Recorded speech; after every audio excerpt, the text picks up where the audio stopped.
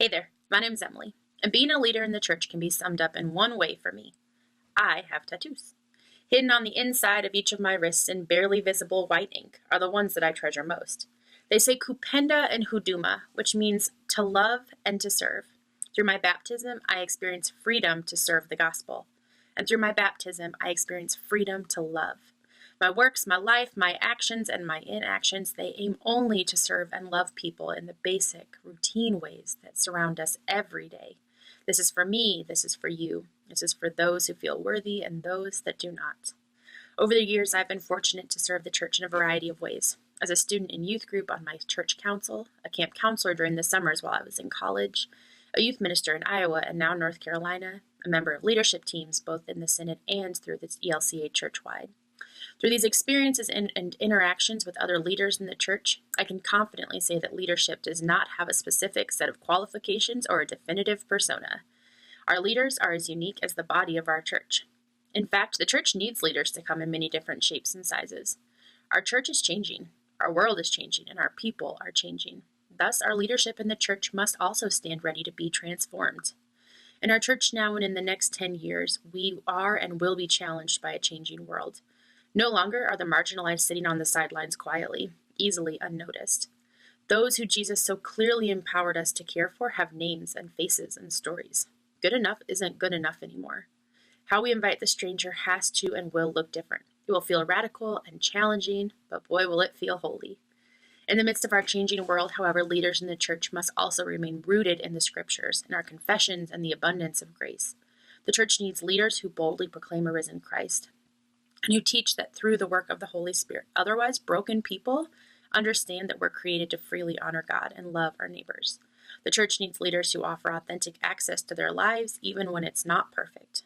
The church needs leaders that acknowledge that we are children of a broken creation, and only through the cross do we find our hope. You see, being a leader in the church for me is asking the question, what are you going to do now that you don't have to do anything? That's life in the gospel. I want to tell you a story. You see, there's something sacred about being a friend, about being let into the depths of someone else's mess.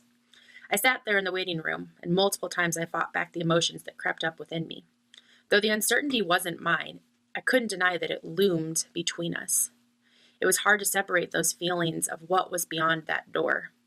2.5 hours into our waiting room time, his name was finally called. As he stood up to leave, he leaned over and whispered to me, "Will you come with me?" For the next several hours, I sat there as my friend shared every intimate detail of his past. After 25 years of addiction, today was the day that he searched for the next step. He answered each question in his own style, with a hint of sarcasm mixed with full disclosure. After 21 days of inpatient care, he came to his new sober living home. By Monday, I got a call from his house parent that he had packed his belongings and was gone. My husband John and I searched over and over for him, hitting all the places that we knew all of our homeless brothers would be. But we didn't find him. So when we were returning to our car, that we saw him stumbling towards us with his head hanging low and his hands in his pocket. We could tell that he was filled with shame and fear of our disappointment. He apologized for letting us down, and together we wept as we shared in his brokenness. We assured him that nothing he did would ever stop us from loving him, and we fully meant it, and we agreed to start again tomorrow. Knowing his deep need for a loving community and accountability, John and I invited our friend into our home. Ultimately, he lived with us for nearly 4 months. We walked with him as he continued to struggle with addiction. We sat with him in the darkest of places as he fought the meanest of demons, but we also shared moments of laughter and joy. However, after a while, he disappeared again, this time without being found. This isn't a story of redemption where he gained control of his addiction and has new life, but it is a story of how we journey together in community, because that's how the gospel frees us to live.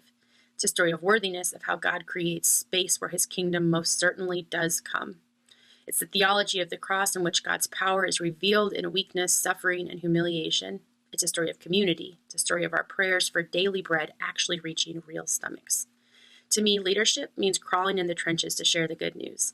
My experiences have taught me that when we trust in God alone, we are free to care for the lives of our neighbors with no strings attached. This is the future of leadership in the church.